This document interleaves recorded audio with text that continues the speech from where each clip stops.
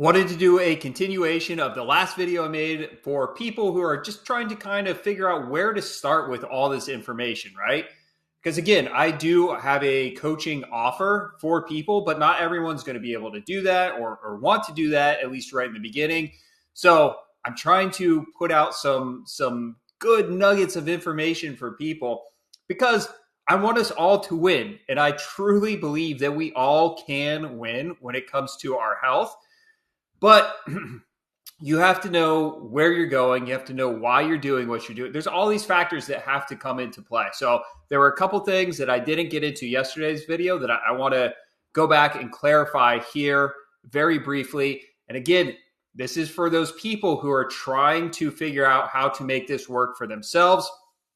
So with that in mind, when you're trying to do a DIY, look, when I first came across Medical Medium Info in 2016 is when I really started implementing it for myself. And then over the next couple years, I got such great results for myself. I started to tell others people about it, people in my chiropractic practice who had other chronic health conditions that I knew chiropractic was never going to fix. I would be like, hey, go get this Medical Medium book. Go do celery juice, do the heavy metal detox smoothie, do these things. And I was like, this is going to be life-changing for all these people because it was life-changing for me. And so I said, hey, this is what you have to do. Like, go do this. And I would assume that they would like just figure out what they needed to do for their particular situation, right? But inevitably, I would follow up with them a few months later, be like, all right, well, how are you doing now? And they'd be like, oh, it's the same. And I'd be like scratching my head. It's like, what do you mean? Like, did you do Medical Medium? And they'd be like, yeah. I'd be like, well, what did you do? Like, well, I tried celery juice, but I didn't like how it tasted. So, I added some apples to it. And I don't think gluten actually bothers me, so I cut out dairy, but I still eat gluten. Some variation of that every single time. And it was like, I was just sitting there shaking my head silently like, man, they just didn't do it. They didn't follow through with what they needed to do. And so eventually that's what ultimately led me to do like the coaching. So like people who actually want to get real results can get to where they want to go and stop like shooting themselves in the foot by not doing the right things.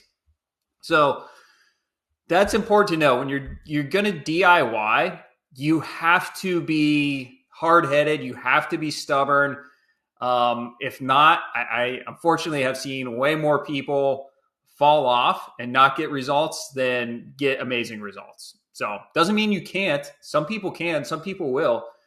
But a lot of people, for a variety of reasons, like they just don't stick it out. And look, if your symptoms aren't too bad and you're doing okay in life and like you're getting by, like, and you have time to play around, that's fine. That's fine.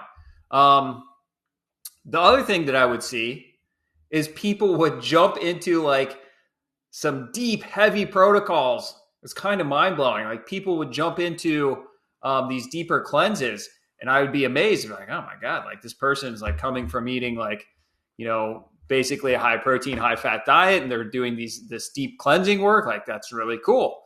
And they do that for a couple months, and they would have this mindset of like, all right, well, now what? Like I should be perfect, right? And if I'm not perfect, then this failed. So what's next? Guys, that is not a helpful mindset to have. This should be, if you want to play the game the right way, we're playing this long term, okay? And it doesn't mean you have to stay in one phase of cleansing or anything like that for your entire life. But you need to, understanding these principles, it takes time, it takes experience, and it takes confidence. And that confidence is only going to come from you making these changes, seeing what happens in the body, and then it's like undeniable to you, right? So a couple things to watch out for there when you're trying to DIY this. And what problems arise. So for example, a couple things that are very common that come up when people are trying to do this on their own is like, okay, like maybe I start some protocols. I'm feeling better. You know, my energy's starting to come back, sleeping better, less aches, pains, whatever. And then some symptom kind of flares up. And for some reason, that really freaks people out when they're eating lots of fruits and vegetables and less protein and fat. And they think, you know, oh my God, maybe I do need more protein. And you're like, well, this might be because I don't have enough protein, right? And you have to figure out, how are you going to handle that situation? Are you going to go running back to the same protocols that you had always done that didn't get you anywhere? Because that's what a lot of people do, unfortunately. The people who win at this, they say, okay, I have a symptom.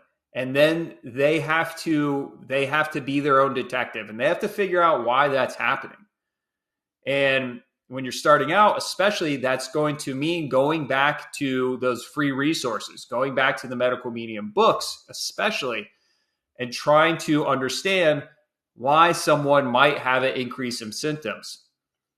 Because if you're doing enough of the right things, it's not an indication that something bad is happening in your body. There's always an explanation. But I've seen so many people just get scared off track and never really recover and rebalance and get back on the track to healing, which we don't want that either. The other thing, you'll have to be very honest with yourself, because I also see a lot of people mix protocols. And what I mean by that is they'll say, okay, well, I'm going to do XYZ from Medical Medium protocols.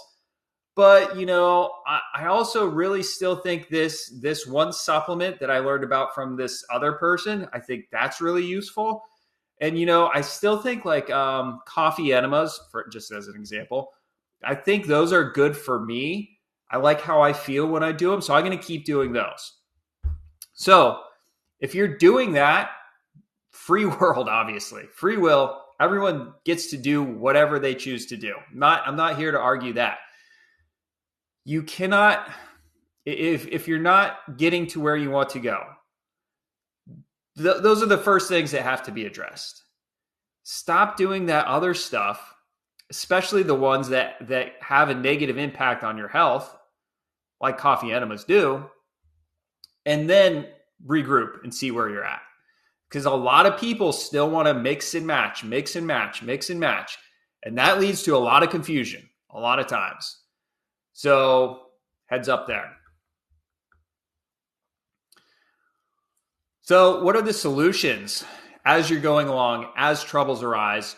You know, maybe let's say you're just not, even though I mentioned this in the last video, like a lot of us will give ourselves like arbitrary timelines of like, well, I've been doing this for 6 months, so I think I should be, I think all, you know, most of my symptoms should be at least 80% better. And if they're not, that probably means this won't work for me.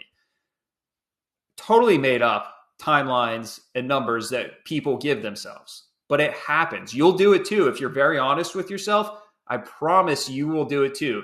You will reach a point where you say, I've been doing this for this long. Like, I should be better. Like, this should be more like better than it is, right? Watch your thoughts. You will catch yourself having that thought. So the solution is actually to double down on the healing protocols and do more of them. That's the solution. Now, guys, I'm obviously not talking about life-threatening conditions and conditions to where, you know, you can't make these big changes with food. There are a couple conditions you need to check with your practitioner where, you know, kidney issues, severe kidney issues, for example, you have to watch your potassium even from healthy foods. I'm talking about you've been cleared, everything's just still kind of a mystery. You need to double down on the healing protocols, and you need to develop some level of certainty. And sometimes when you're doing this on your own, sometimes that's going to mean just, even if it feels like a small improvement, just grabbing onto that mentally and say like, all right, well, this improved. Let me keep doubling down. But there has to be something inside of you that's also driving you, telling you that this is the right course of action for you. And that's not controllable. That's something that I can have an effect on in coaching because I have lots of examples, I have lots of experience, and I can, kind of be that calm guiding hand along the process. But if you're trying to do this on your own, you're going to have to grab onto every win, no matter how big or little it seems, and let that kind of build up in intensity and let that continue to fuel your fire to keep going to get these results. Now, even if everything goes right, I can still make a case and say, look, even if you took all the right steps, getting good coaching is going to get you to where you want to go at least quicker. But for the vast majority of people, coaching is going to help you avoid those most common pitfalls where people just get knocked off track and they go back to doing what they were doing before, or they try some new trendy fad that's not going to work, and they just go back into that never-ending loop of never getting real progress. But again, anyone can win with their health. Anyone can make significant improvements in their health with these protocols, assuming you're not on your last breath. It is possible. The body always wants to heal. And that's all I want. I want everyone who actually wants to heal to get to experience that to whatever degree they want to take that. So you can do it. I'm here to help if you need help. But if you want to do it on your own, bless you. Go for it. Do it. Let's all win. All right. That's it for today.